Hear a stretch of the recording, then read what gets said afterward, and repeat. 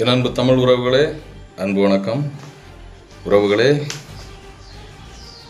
இந்த சீருடை நாட்டின் ஒட்டுமொத்த மக்களின் அதிகாரம். உறவுகளே, அதிகாரம் தவறாக செயல்படக்கூடாது. மக்களின் அதிகாரம். நான் என்ன சொல்ல வரேன், பைபிள் வசனத்தில் பரிசுத்த வேதாகமம் சொல்லுது, ஒருவர் ஒரு கன்னத்தில் அறைந்தால் மறு கன்னத்தையும் காட்டிக்கொடு.